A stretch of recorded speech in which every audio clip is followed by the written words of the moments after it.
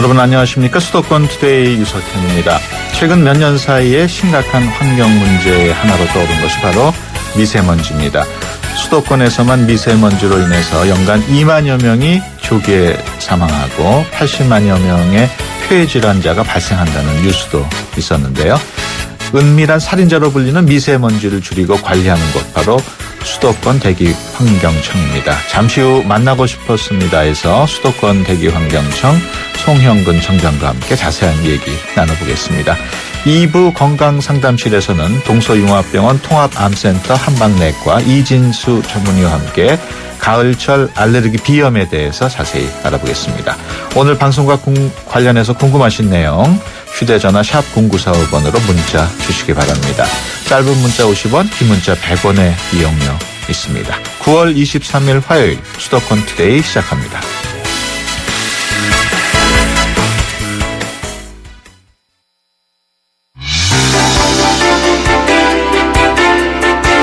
여러분은 지금 YTN 라디오 수도권 투데이를 듣고 계십니다. 이 시간 진행은 유석현 앵커입니다. 네, 만나고 싶었습니다. 시간입니다. 요즘 일기예보를 볼 때 그날그날의 미세먼지 농도까지 꼼꼼하게 챙겨보신다는 분들이 많습니다. 아무래도 예전에 비해서 미세먼지 농도가 높아지고 또 건강에 나쁜 영향을 줄 수 있다는 보도 때문일 것 같은데요. 그래서 오늘은 우리에게 없어서는 안 될 공기, 특히 대기의 질을 책임지고 있는 수도권 대기환경청 송형근 청장 스튜디오에 모셨습니다. 안녕하십니까? 네, 안녕하십니까. 수도권 대기환경청장입니다. 네, 수도권 대기환경청 하면 우리 청취자 여러분들이 대충 대기 환경을 위해서 애쓰는 곳이구나 하고 짐작을 할 텐데 좀 소개를 해 주시죠. 네, 수도권 대기환경청은 그 수도권의 대기질 개선을 위해서 특별히 만들어진 행정기관입니다. 네. 네, 수도권 지역에는 우리나라 전체 인구의 약 절반이 거주하고 있기 때문에 많은 사람들이 거주하다 보면 또 많은 자동차가 필요하고 또 많은 에너지를 소비하게 되는데 이러한 현상은 수도권의 대기질을 악화시키고 네. 관리를 매우 어렵게 하는 요인으로 작용했습니다. 따라서 수도권 대기질 개선을 체계적으로 관리하기 위해서 별도의 조직과 별도의 시스템이 필요했기 때문에 2005년도에 수도권 대기환경청이 설립되었습니다. 네, 수도권 대기환경청은 지난 10년 동안 수도권의 대기질을 개선하기 위해서 많은 노력을 해왔고 또 앞으로도 더욱 많은 노력을 할 그런 계획이 있습니다. 네, 2005년이면 진짜 10년인데. 네, 10년 되고 있습니다. 어디에 있나요? 대기환경청이? 지금 이제 안산시 소재, 예, 그렇구나. 안산시 성 앞에 있습니다. 그러면은 수도권 수질환경청도 있고 뭐 그런 것도 따로 아니, 있나요? 그렇지 않습니다. 대기만 특별하게. 예, 대기만 특별하게 만들어진 행정기관입니다. 그러면 거기 청장 맡으신 지는 얼마나 되셨어요? 제가 작년 4월 말에 지원했으니까 지금 한 달, 1년 한 5개월 정도 되고 예, 있습니다. 뭐 이제 업무 파악은 다 끝나셨겠네요. 예, 어느 정도. 1년 정도 계셨는데 가장 기억에 남는 성과를 뭘 꼽으시겠습니까? 예, 이제 수도권 지역의 대기질 개선을 위해서 10년마다 우리 수도권 대기환경관리 기본계획을 수립하고 있는데 예.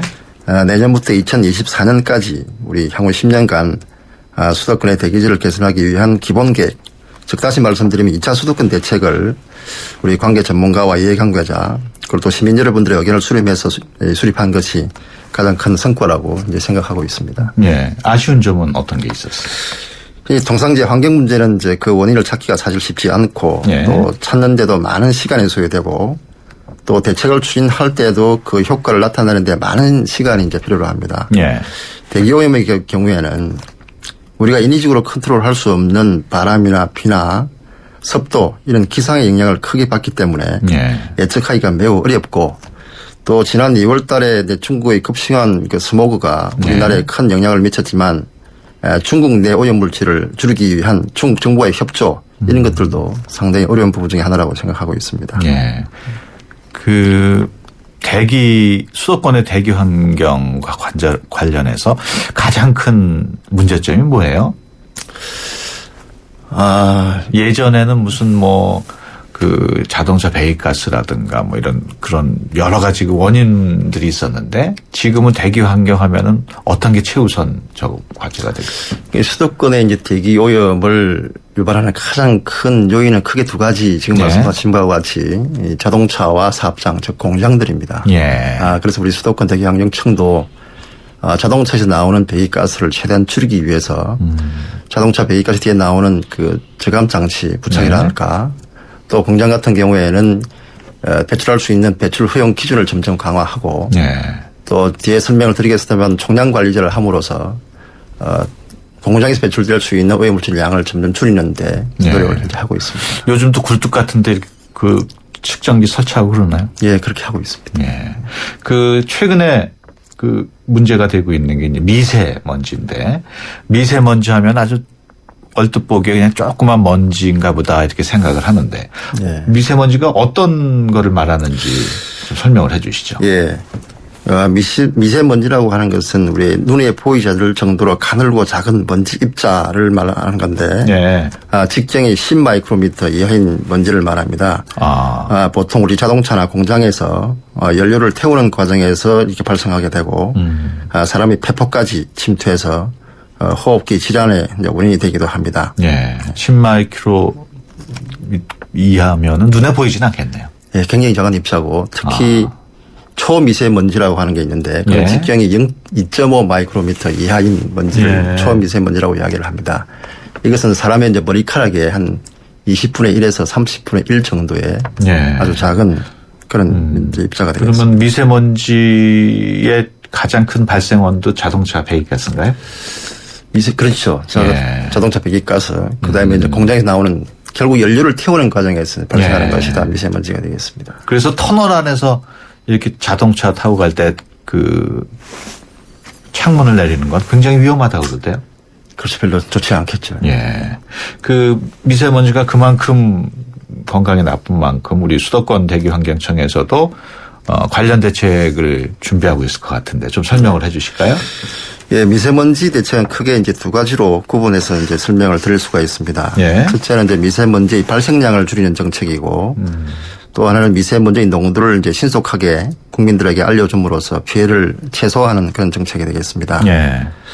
자동차 공장에서 배출되는 미세먼지의 양을 줄이기 위해서 자동차의 경우는 전기차나 하이브리드 자동차와 같은 저공해 자동차를 보급을 하고 10년 이상 오래된 노후 경유차에 이제 배출가스 저감 장치를 부착하는 등 대책을 추진하고 있습니다. 공장의 경우에는 이 최적 방지 시설을 설치도록 해서 단계적으로 배출효용 기준을 강화하고 특히 이제 오염 물질이 적게 나오는 번을 이제 보급하는 정책을 계속 추진해 오고 있습니다. 그리고 미세먼지 농도를 이제 신속하게 국민들에게 이제 알려주기 위해서 미세먼지 예경보조를 지금 도입해서 실시하고 있습니다. 하루에 2번 정도를 실시하고 있고 시민들이 이 농도에 따라서 자율적으로 대응할 수 있도록 하고 있습니다. 아울러서 이제 중국발 스모그 영향을 이제 최대한 줄이기 위해서 중국과의 정기적인 어떤 정책제와 그다음에 국제 포럼 이런 것들 환경 협력을 또 적극적으로 추진할 필요가 있다고 생각하고 있습니다. 그 현장 점검도 직접 나간다 그러는데 이거는 어떤 걸 얘기하는 거예요? 공장 나가서 하는 건가요? 그렇습니다. 우리 지금 수도권 대기환경청에서 관리하고 있는 그 총량관리제 대상 사업장들이 있습니다. 그래서 그 총량관리 사업장, 그다음에 이제 각종 소각시설, 이런 배출시설에 대한 점검을 현재 하고 있습니다. 그러면 경유 차량에 대한 점검은 어떻게 해요? 경유 차량은 실질적으로 이제 저희와 또 지자체와 합동으로 실시를 이제 분기별로 이렇게 하고 있습니다. 서울 경우에는 버스가 예전에는 경유 차량이 많았는데 지금은 다 바뀌었죠. 지금은 거의 100% 가까이 천연가스로 CNG 버스를 다 바꿨습니다. 경기도는 어떻습니까? 경기도는 아직 정확한 퍼센트는 기억이 안 납니다만 많이 바뀌고 있는 바뀌고 있는 중이라고 생각하고 있습니다. 그 미세먼지 하루에 2번씩 그 농도도 측정하고 발표를 한다고 하셨는데 국민에 대한 홍보도 좀 강화할 필요가 있지 않을까요? 이 특히 이제 고농도 미세먼지가 발생했을 시에 이제 건강상의 피해를 최소화하기 위해서 국민들의 어떤 대응 요령과 생활 수칙에 대한 홍보를 지금 하고 있습니다. 지자체와 합동으로 거리 캠페인도 하고 또 TV나 라디오 캠페인 광고, 그다음에 이제 대중교통과 옥외 전광판을 활용한 어떤 영상 광고 등을 하고 있고. 특히 이제 대기 이동 측정 차량을 이용한 그 수도권 지역의 약 40개 중고등학교를 대상으로 우리 전반적인 환경 교육과 함께 미세먼지에 대한 교육도 실시를 하고 있습니다. 우리 청취자 여러분들 방송 듣고 있는 분들 많을 텐데 이 미세먼지 어떻게 하면은 좀 덜 흡입한다고 그럴까요? 어떻게 대응을 해야 되죠? 예, 특히 이제 미세먼지 농도가 이제 높은 경우에는 사실상 가능한데 외출을 좀 자제해 주시고 예. 또 불가피하게 외출할 경우에는 이제 황사 마스크를 착용하시는 게 좋겠습니다. 예. 또 외출한 후에는 손과 얼굴을 깨끗이 좀 씻고 수분을 또 많이 섭취하시는 것이 좋겠습니다. 예. 그 마스크도 종류가 여러 가지가 있더라고요. 예. 그러니까 일반 마스크를 쓰면 초미세먼지는 걸르기가 어렵죠. 예, 우리 이제 의약품 안전처에서 인정하는 황사 마스크가 지금 나와 있습니다. 예. 네, 그걸 착용하면 좋겠습니다. 그렇군요. 그 수도권 대기환경청의 대표적인 사업 가운데 하나가 그 대기오염물질 총량관리제. 예, 예. 이 총량관리제가 뭔지 좀 쉽게 설명을 해 주시죠. 예.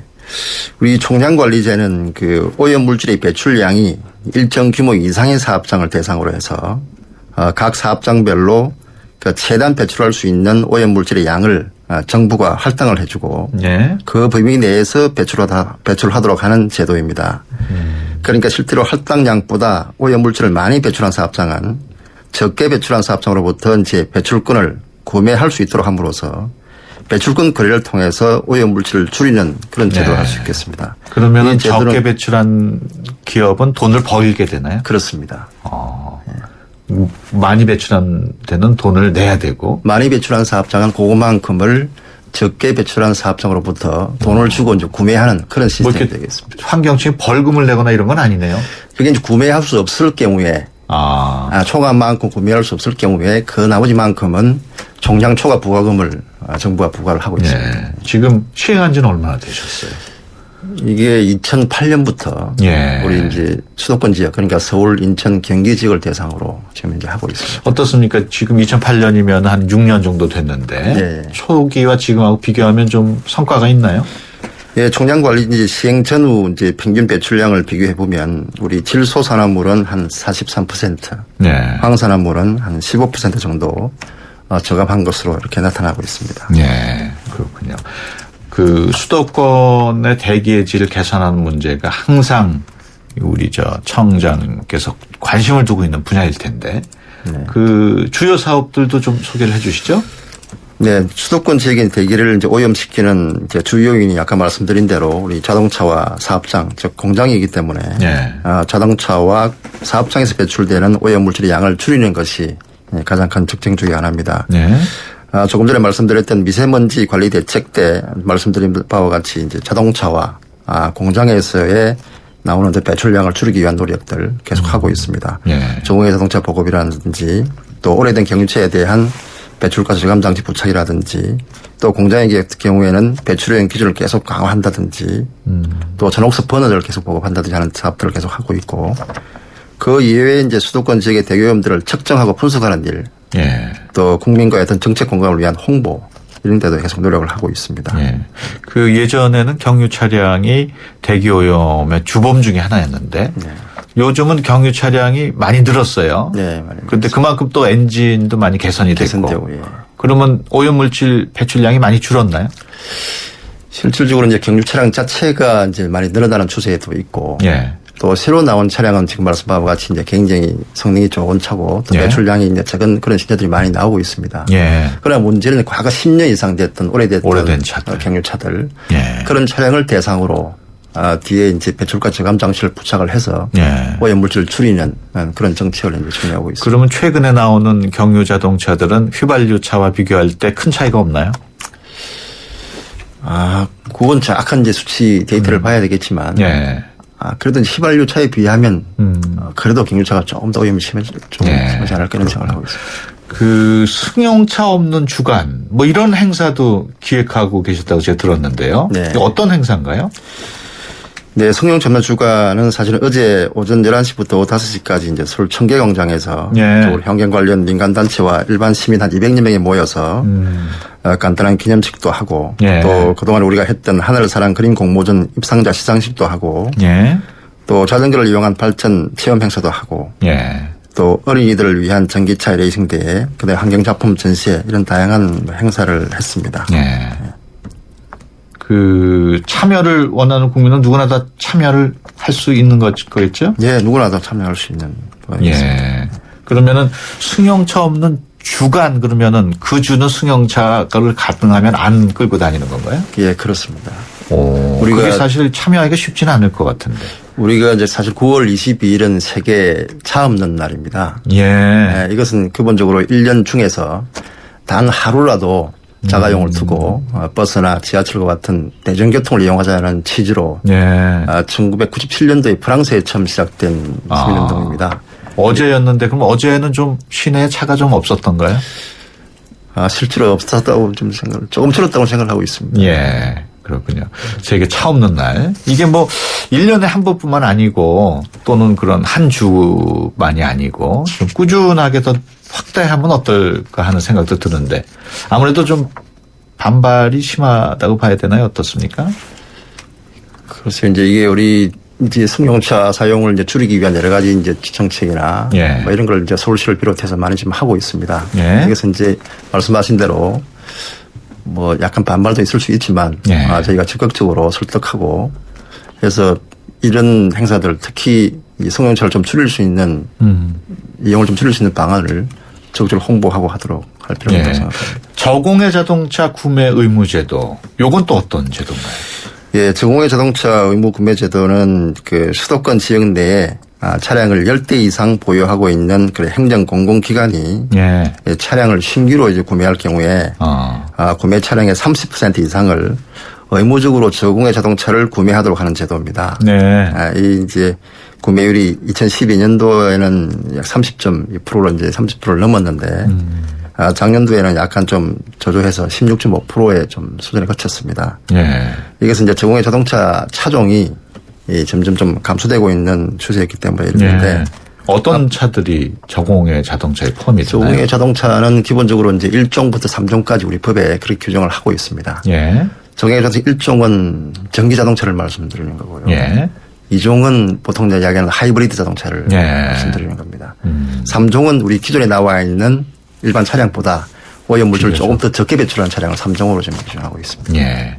그 특정 경유 자동차 배출가스 저감 사업도 굉장히 적극적으로 추진하고 있다고요. 예. 우리가 이제 아까 말씀드린 노후 경유차에 대한 배출가스량을 줄이기 위해서 예.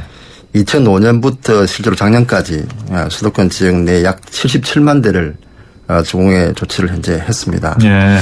앞으로도 이 이제 저공해 경유차뿐만 아니라 노후화된 건설 기계라든지 또 농기계라든지 선박 이런 걸 대상으로 해서 배출가스 저감 사업을 계속 확대할 그런 계획으로 있고 예.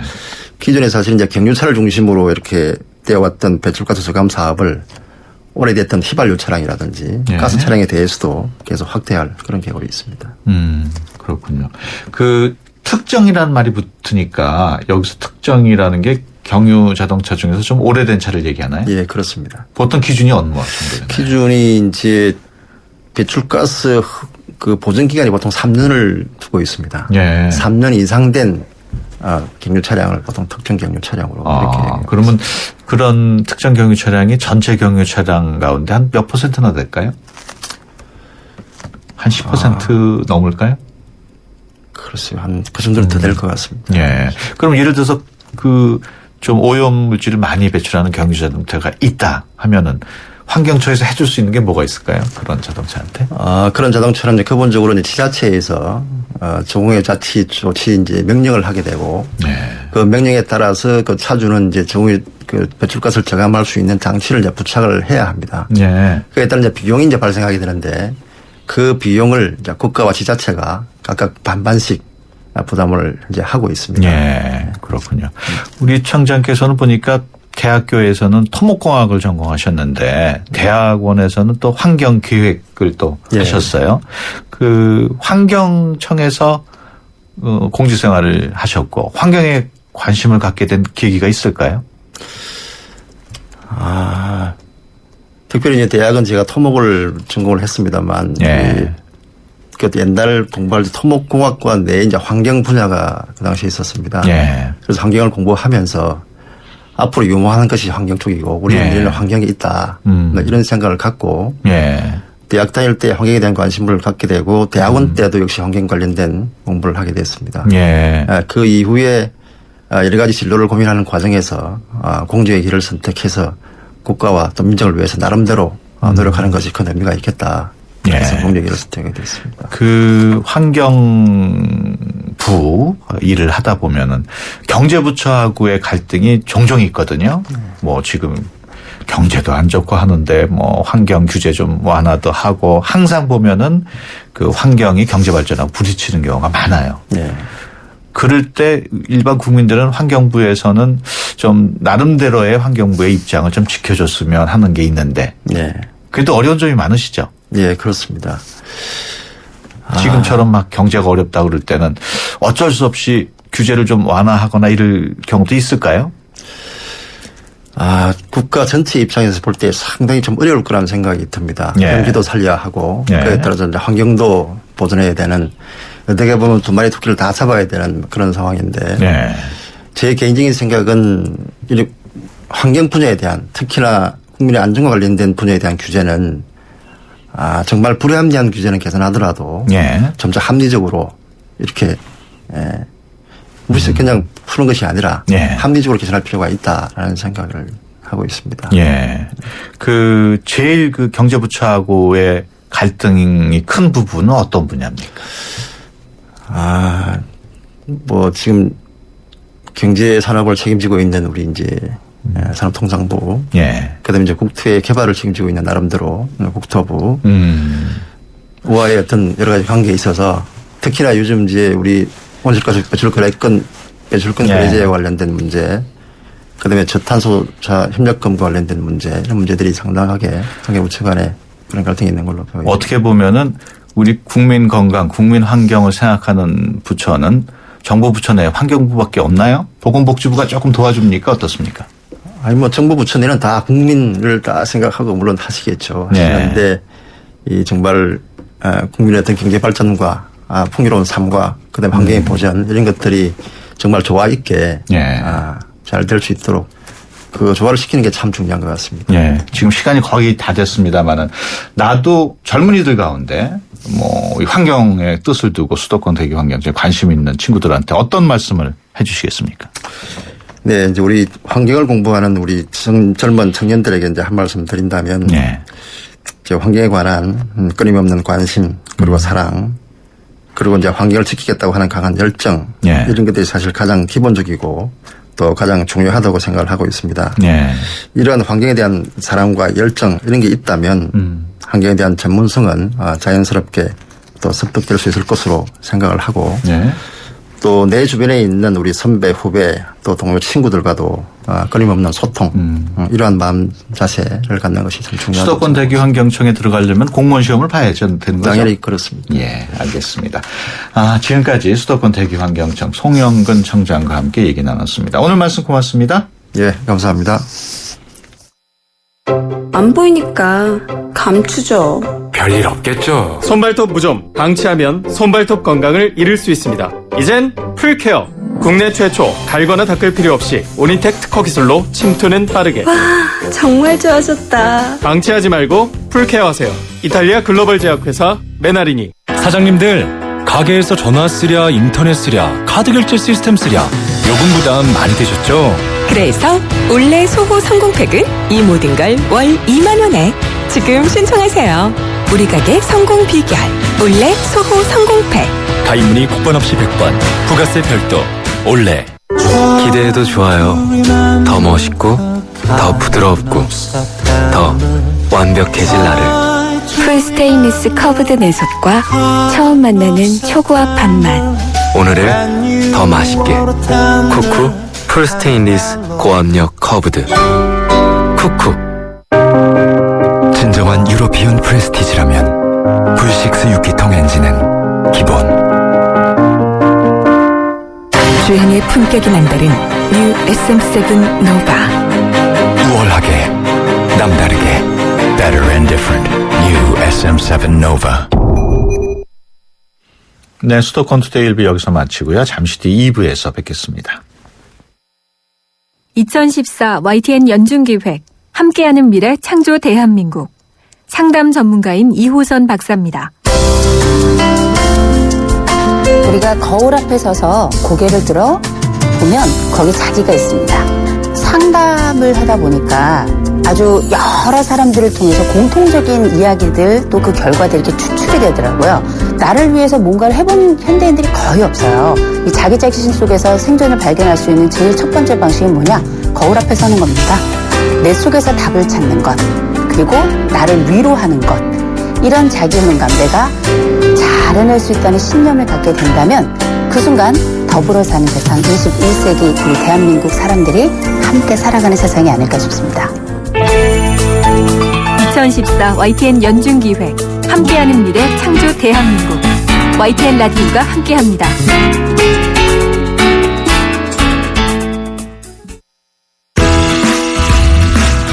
좋은 정보 다 모여있는 YTN FM 라디오 오늘 함께하는 이 하루가 좋은 걸 유익한 라디오 수도권 투데이 YTN 수도권 투데이. 네, 수도권 투데이 2부 시작합니다. 최근 아침 저녁으로 쌀쌀한 날씨가 이어지면서 알레르기 비염에 시달리는 분들이 부쩍 늘어나고 있다고 합니다. 워낙 쉽게 재발하는 특성 때문에 대다수 비염 환자들은 그러려니 하고 그냥 방치하는 경우가 많다고 하는데요. 오늘 건강상담실에서는 동서융합병원 통합암센터 한방내과 이진수 전문의와 함께 가을철 알레르기 비염에 대해서 자세히 알아보겠습니다.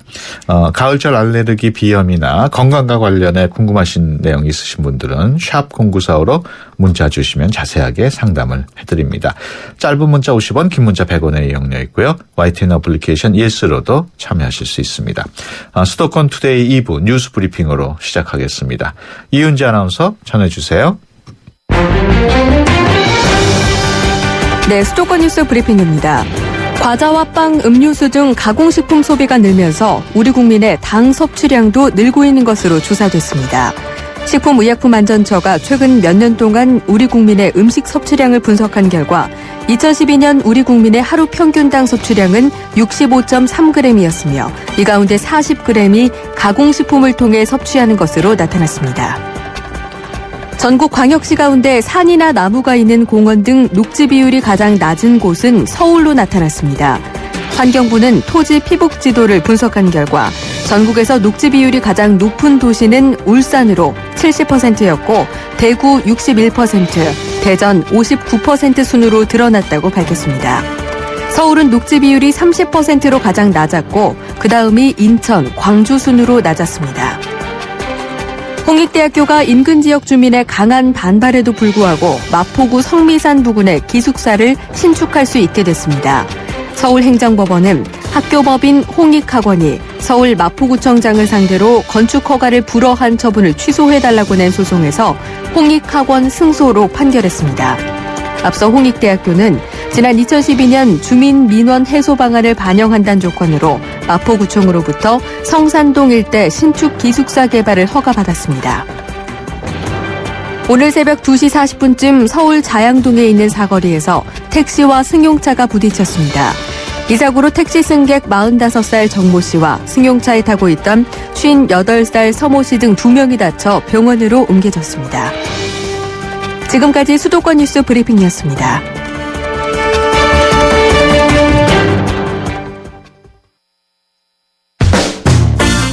여러분의 건강 지수는 얼마나 되나요? 건강에 관한 모든 궁금증을 풀어드리는 건강 상담실. 상담은 휴대전화 샵 0945번 50원의 유료 문자나 전화 02-771-0945번으로 문의하세요. 여러분의 건강을 상담해드립니다.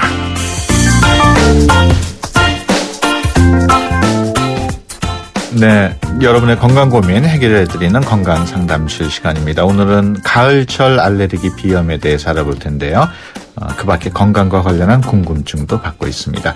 궁금하신 내용 무엇이든지 물어보시면은 동서융합병원 통합암센터 한방내과 이진수 전문의께서 친절하게 답변을 해주십니다. 안녕하세요. 네, 안녕하세요. 네, 알레르기 비염이 가을철에 많이 나타난다고 하는데 이게 봄하고 가을하고 비교하면 어디가 더 많아요?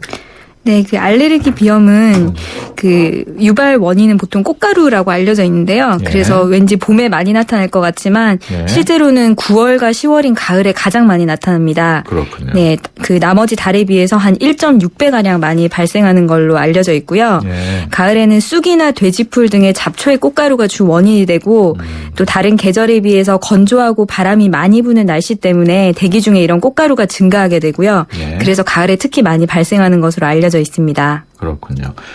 가을이 좀 지나면은 또 발생이 조금 줄어드나요? 네, 그렇죠. 예. 그 알레르기 비염으로 고생하시는 분들이 최근 들어서 계속 늘어나고 있다고 하는데 실제로 늘어나고 있나요?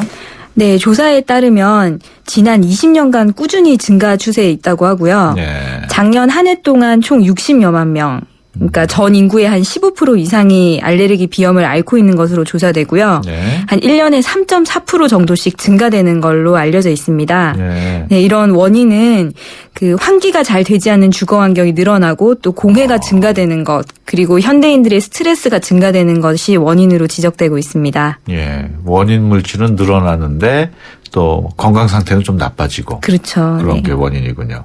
그 어린이들이 아무래도 성인과 비교하면은 알레르기 비염에 더 많이 노출된다고 하는데 이게 밖에서 뛰어놀기 때문에 그렇나요? 네, 뭐 그렇다고 보기는 그렇고요. 네. 그 보통은 그 9세 이하 아동에서 전체 한 20% 정도, 그러니까 성인에 비해서 한 2.5배 가량 더 많이 발생하는 것으로 알려져 있는데요. 예. 뭐 아이들끼리 알레르기 비염이 옮거나 그런 전염성이 있는 건 아니고요. 예. 알레르기 비염을 일으키는 항원에 단체적으로 집단 노출되기 때문에 그런 것으로 알려져 있습니다. 예, 그렇군요. 환절기가 되면 워낙 감기에 많이 걸리다 보니까 뭐 쉬고 뭐 잘 먹고 잘 자고 그러면 낫겠지 하고 방치하는 분들이 많은데 알레르기 비염 경우에 어떻습니까? 그냥 놔두면은 저절로 좀 개선이 되나요? 아니면 좀 문제가 되거나 하진 않습니까? 그 대부분은 이제 그 일으키는 계절이 지나면 좋아지는 경우가 많기는 하지만 네. 이게 계절성 알레르기 비염, 통년성 알레르기 비염 이렇게 나누기도 해서요. 예. 이제 계절의 증상이 계속 심해지다 보면 1년 내내 증상이 계속 지속되는 통년성 알레르기 비염으로 바뀌기도 하고요. 또 이게 뭐 무슨 생명에 무슨 영향을 끼치거나 이런 심각한 질환은 아니지만 일단은 일상생활에 굉장히 불편감이 많은 질환입니다. 예. 그래서 증상이 조절이 되지 않는 경우에는 코에만 증상이 생기는 게 아니라 뭐 눈물이 많이 난다거나 아니면 두통이 생긴다거나 이런 것 때문에 불편감이 일단 더 가중되고요. 예. 또 만성화되게 되면 후각장애나 축농증이나 아니면 불면증 이런 것도 유발될 수 있고 또 중이염이나 감기에도 다른 환자들에 비해서 더 쉽게 걸릴 수 있는 특징이 있습니다. 예. 아무래도 좀 면역력이 약한 사람이 알레르기 비염에도 좀 많이 걸린다고 볼 수 있을까요? 이게 그 알레르기 비염이 면역 질환인 거는 맞습니다. 근데 네. 면역력이 약하다라는 표현보다는 면역이 정상과 다르게 과민하게 오작동하고 있다고 이해하는 게 맞겠고요. 예. 이 알레르기 비염이 있는 환자들의 인체 내에서는 뭐 IgE, 비만세포, 호산구 이런 면역 관련 인자들이 비정상적으로 증가된 경향이 있고요. 네. 이런 비정상적인 면역 반응이 우리 그냥 보통 일반 사람은 전혀 문제를 일으키지 않는데 그런 꽃가루나 아니면 먼지 등의 코 점막이 과민하게 반응을 하게 됩니다. 예. 그래서 재채기나 콧물 등의 그런 과민 반응이 나타나게 되고요. 예. 알레르기 비염 유전적인 요인도 있겠죠? 네, 사실은 그 다양한 인자가 영향을 끼치기는 하는데 네. 그중에 유전적 요인도 굉장히 강력한 위험 인자 중에 하나입니다. 예. 우리 쉽게 이해를 해서 그 엄마 아빠 중에 한 명이 알레르기 비염이 있다 그러면 아이가 알레르기 비염이 있을 확률이 한 반 정도 50% 정도 되고요. 예. 엄마 아빠가 둘 다 있다 이러면은 아이가 알레르기 비염일 경우가 한 75%까지 확률이 높아집니다. 그렇군요. 네. 알레르기 비염 어떻게 치료를 해야 될까요? 네, 일단 가장 기본적인 치료법은 회피요법이라고 하는데요. 예. 즉 이제 알레르기 비염을 일으키는 항원, 그러니까 그 원인 물질이 코로 들어오는 것 자체를 막는 방법입니다. 예. 예를 들면 꽃가루나 나무가 있는 장소를 피하는 것이 좋고요. 예. 외출할 경우에는 마스크를 착용하는 것도 좋은 방법 중에 하나입니다. 예. 이게 기온 변화에 코 점막이 더 예민하게 반응하거든요. 그래서 아침 저녁으로 외출할 때는 마스크를 꼭 착용하고 또 따뜻한 차를 자주 마시는 것도 좋은 방법입니다.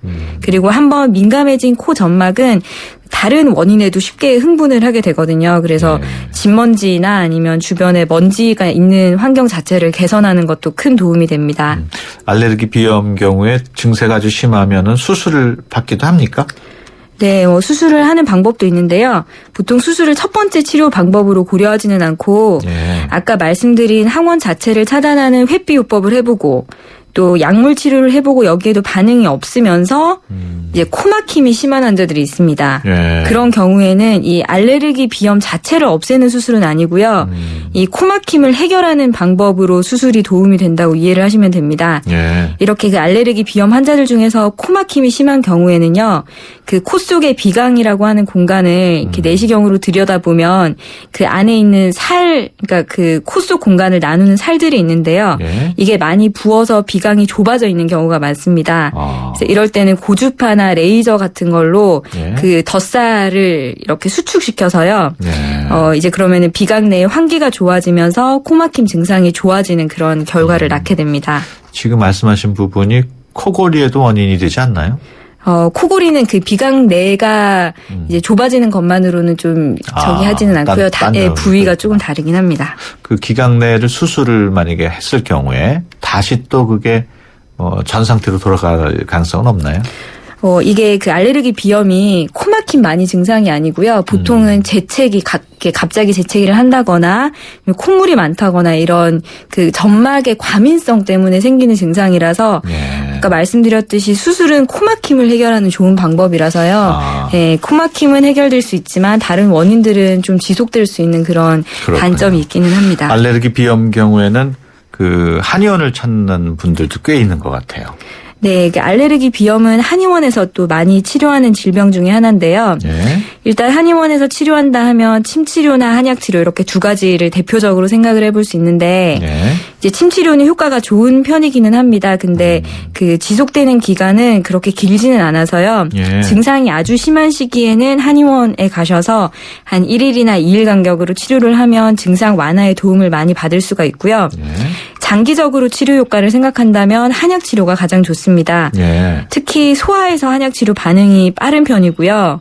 이제 이거의 장점은 한약 치료를 중단한 후에도 길게는 수년까지도 증상이 안정되는 경우가 많아서요. 아마 환자들이 이런 경우에 뭐 체질 개선이 됐다 뭐 이런 식으로 표현하기도 하는 것 같은데 그래서 소아 환자의 경우에는 한약 치료를 꼭 받아보는 것을 권유를 합니다. 보통 치료 기간은 한 달에서 3달까지 걸리고요. 아까 말씀드렸듯이 가장 큰 장점은 치료가 끝나도 효과가 지속된다는 거. 그리고 이 소아 환자 알레르기 비염 환자 같은 경우에는 그 피부 아토피 질환이나 이런 것들이 동반되어 있는 경우가 꽤 있는데요. 이런 경우에는 한약 치료로 두 가지 질병이 함께 치료가 되는 경우가 많아서 한약 치료 유효성이 꽤 높은 분야이기도 합니다. 그러면은 성인 경우에는 어떻습니까? 한방 치료가? 성인은 이제 그 발생 시기에 따라서 좀 치료 효과가 다른 경향이 있는데요. 굉장히 만성화된 경우에는 치료 기간이 좀 더 오래 걸리고요. 그럴 때는 뭐 2년, 3년 이렇게 장기적으로 한약을 쭉 복용하는 게 아니라 증상이 심한 시기에 한 2-3달씩 해서 이렇게 규칙적으로 치료하는 방법을 선택할 수가 있고요. 이제 뭐 발생한 지 얼마 안 됐다 이럴 때는 뭐 한 달 치료 이 정도로도 충분히 조절이 가능합니다. 그럼 성인 중에서 본인이 나 이게 알레르기 비염이 좀 심한데 하신 분들은 한의원 가서 약 지어 먹으면 좀 낫겠네요. 그렇죠. 네. 그럼 그것도 체질에 따라서 약 짓는 게 다 다른가요? 네, 이제 한약의 특징 중에 하나가 이제 같은 질병이라도 사람에 따라서 약이 이제 달라진다는 게 특징 중에 하나라서요. 이제 뭐 친구가 알레르기 비염에 효과가 있었다는 약을 뭐 나한테 준다고 해서 그 약이 효과가 있다 이렇게 생각하기는 조금 어려운 부분이 있습니다. 그렇군요. 일상생활에서 그 알레르기 비염과 관련해서 도움이 되는 방법이 있을까요? 네, 일단은 그 일상생활에서는 알레르기 비염을 유발할 수 있는 상황을 개선한다 이렇게 생각하면 되고요. 우리 집에서 먼지를 많이 일으킬 수 있는 거, 뭐 천으로 된 소파나 인형이나 아니면 카펫, 담요 같은 거는 치우는 게 좋겠고요.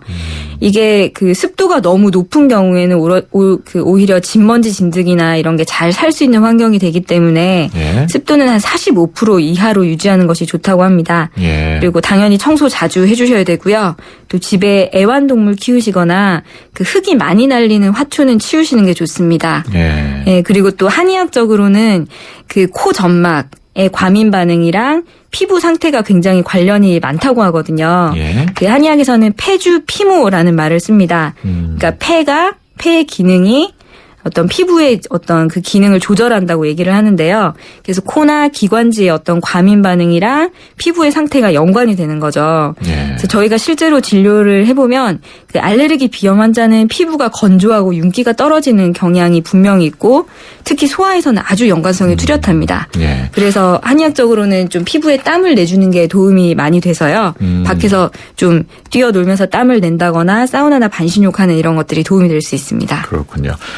오늘은 가을철 알레르기 비염에 대해서 동서융합병원 통합암센터 한방내과 이진수 전문의와 얘기 나누고 있습니다. 알레르기 비염으로 고생하시는 분들 문자 메시지로 상담을 신청하시면 친절하게 상담을 해드리겠습니다. 50원의 이용료가 되는 휴대전화 문자 메시지 샵 0945번으로 문자 보내주시기 바랍니다. 9887번으로 들어온 내용인데요. 알레르기 비염으로 고생하는 남편 때문에 걱정입니다. 워낙 코가 예민해서 조그만 먼지에도 재채기가 멈추지 않습니다. 병원에 가보니까 매월 고가의 주사를 맞으면 좋다고 합니다. 요즘은 눈도 가렵다고 하는데 알레르기 비염과 관련이 있는 걸까요? 완치는 가능할까요? 이런 내용이거든요. 네. 이거 병원에서 네. 매월 비싼 가격의 주사를 맞아야 한다는 거는 조금 문제 아닙니까? 괜찮나요? 네, 이게 알레르기 비염의 치료를 크게 회피요법, 그다음에 약물 치료, 또 한약 치료, 침 치료, 그리고 면역 치료, 수술 치료 이런 종류들이 있는데요. 예. 이 주사 치료가 면역 치료를 아마 얘기하시는 것 같아요. 그래서 이 면역 치료가 보험이 안 됩니다. 그래서 좀 가격이 비싼 문제가 있고요. 예. 이건 이제 주기적으로 면역 주사를 맞음으로써 이제 괌이나 면역 체계를 개선시키는 방법인데요. 처음에는 낮은 농도 면역 주사부터 시작해서 1주 간격으로 점차 농도를 늘리다가 한 3, 4개월 정도 되면 한 2주 아니면 4주 간격으로 늘려서 주사를 맞습니다. 예. 그래서 이 치료 기간이 보통 3년에서 5년까지 걸리고요. 예, 이게 이제 건강보험 적용이 되지 않는다는 것, 그러니까 즉 고가라는 것과 1년 정도 지나야지 효과가 나타나는 이런 점 때문에 아직 대중적으로 많이 쓰이는 방법은 아니기는 합니다. 그렇군요. 지금 문의 주신 분이 남편이 눈도 간지럽다고 했는데 이게 알레르기 비염하고도 관련이 있습니까? 네, 눈이 간지럽고 눈물 많이 나고 충혈되고 이런 거는 알레르기 비염의 대표적인 증상 중 하나고요. 예. 이게 심해지면 알레르기 결막염이 되기도 합니다. 그렇군요. 그렇다면 이게 근본적으로 알레르기 비염이 완치가 가능할까요? 예, 일반적으로는 완치는 불가능하고요. 예. 관리를 해야 되는 질환이라고 이해하는 게 사실은 당뇨랑 비슷하군요. 예, 그렇지만 저희가 실제로 한의원에서 환자를 치료해 보면 예. 그 소아 경우에는 몇 년간 증상이 거의 없거나 아니면 아주 약한 정도로 유지되는 경우가 대부분이라서 충분히 치료를 해볼 만하고요. 또 이게 알레르기 비염 증상이 전반적인 몸 상태와도 굉장히 연관성이 있습니다. 그러니까 예. 즉 피로가 많다거나 몸이 힘들다거나 이런 컨디션에서는 증상이 또 심하고요. 예. 한마디로 몸이 내가 좀 건강하다 그럴 때는 증상이 또 약한 경향이 있어서 전반적인 몸 관리를 하는 것도 충분히 증상을 완만하게 조절하는 데 도움이 됩니다. 예. 어린이가 치료 효과가 좋으니까 네. 성인이 되기 전에 빨리 치료하는 것도 방법이겠어요. 그렇죠. 네. 예. 두 번째 사연입니다. 2395번인데요. 알레르기 비염으로 몇 년째 고생하고 있습니다. 주변에서 수술을 권하는데 재발 가능성이 높다는 얘기를 들었습니다. 또 목소리가 바뀔 수도 있다고 하던데 그런가요? 또 밀가루 음식을 먹으면 더 심해지는 것 같은데 관련이 있는지 궁금합니다. 알레르기 비염 수술을 하게 되면 관리는 어떻게 하면 좋을까요? 어떻습니까? 수술이 재발 가능성이 높나요? 네, 그 수술은 알레르기 비염의 여러 가지 증상 중에서 그 코막힘을 해결하는 방법 중에 하나라서요. 네. 이게 수술을 하고 나도 뭐 발작적인 재채기라든지 뭐 콧물이라든지 이런 증상들은 지속될 수 있고 또 그 증상이 지속되다 보면은 다시 코 안에 있는 살이 두꺼워지면서 코막힘이 생길 수도 있어서 예. 이게 뭐 재발 가능성은 충분히 있다고 봐야 되기는 합니다. 그렇군요. 네. 목소리가 바뀔 문제는 어떻습니까? 실제로 있나요? 이게 목소리랑은 사실은 관련이 크게 있는 부분은 아니고요. 예. 코막힘이 심하다 보면은 우리 코맹맹이 소리가 나잖아요. 그래서 예. 이게 더 개선됐으면 개선됐지 뭐 안 좋게 바뀌거나 이러지는 않기 때문에 네, 오히려 수술을 하시면 더 좋은 목소리를 가지실 수도 있지 않을까 이런 생각이 들고요. 수술을 하게 된 뒤에 관리를 또 어떻게 해야 되는지도 궁금해하셨는데 네. 어떻게 해야 될까요? 이게 사실은 뭐 비교적 간단한 수술이기 때문에요. 특별한 관리가 필요하지는 않고 재발 가능성이라든지 아니면 다른 증상 조절을 해야 되는 필요성이 있기 때문에 예. 이런 알레르기 반응이 지속된다고 한다면 수술 치료로만 끝낼 것이 아니라 약물 치료를 지속을 하셔야지 됩니다. 예. 문의 주신 분이 밀가루 음식 먹으면은 알레르기 비염 더 악화되는 것 같다 이렇게 말씀을 네. 하셨는데 음식하고도 관련이 있습니까? 이게 뭐 직접적인 관련성이 밝혀진 거는 없는데요. 예. 실제로 임상에서 보면 그 전반적인 환자 컨디션과 굉장히 증상이 연관성이 많기 때문에 뭐 한의학적으로는 체질에 맞는 음식을 먹는다든지 아니면 본인이 먹어서 부대끼거나 아니면 증상이 심해지는 것 같다 이런 음식은 좀 피하시는 것이 좋기는 하죠. 예. 알겠습니다. 지금 8605번으로 들어온 내용인데요. 고등학생 딸이 요즘 비염 증상이 생겼는데 공부에 방해가 될까 봐 걱정됩니다. 병원에 가면 감기약이나 알레르기 약만 조제해 줍니다. 예방할 수 있는 민간요법 좀 알려주세요. 네, 아마 거기서 약국에서 드시거나 하는 거는 항히스타민제나 뭐 이런 약들일 것 같은데요. 네. 이게 상담하신 분처럼 뭐 예방 효과가 있거나 이러지는 않습니다. 예. 네, 사실은 민간요법도 뭐 어디에 좋다고 하는 약초나 이런 게 강력한 효과가 있는 거는 아니기 때문에요.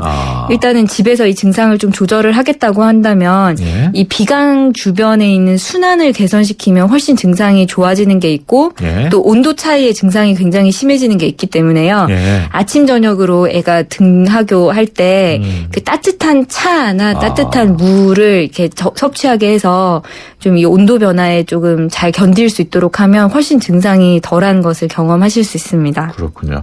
학교 갈 때 따뜻한 물 한 잔 하고 네. 와서도 한 잔 하고. 그리고 마스크 쓰시고요. 예, 알겠습니다. 오늘은 가을철 알레르기 비염에 대해서 동서융합병원 통합암센터 한방내과 이진수 전문의와 얘기 나눴습니다. 오늘 말씀 고맙습니다. 네, 감사합니다. 사장님들, 가게에서 전화 쓰랴, 인터넷 쓰랴, 카드 결제 시스템 쓰랴, 요금 부담 많이 되셨죠?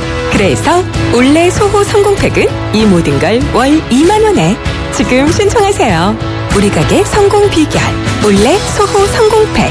가입 문의 국번 없이 100번, 부가세 별도, 올레. 효주 언니, 타이어 공개합이 뭐야? 효주 언니, 얼라이먼트가 뭐야? 언니, 타이어도 보험이 있어?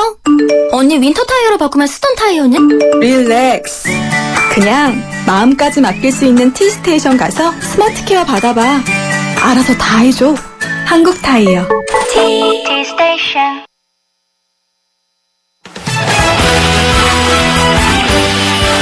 수도권 투데이 오늘 순서 여기서 마치고요. 내일 오전 9시 10분에 다시 찾아뵙겠습니다. 지금까지 프로듀서 박준범, 기술 감독 이한님, 구성작가 강정현, 진행의 유석현이었습니다. 함께해 주신 여러분 고맙습니다.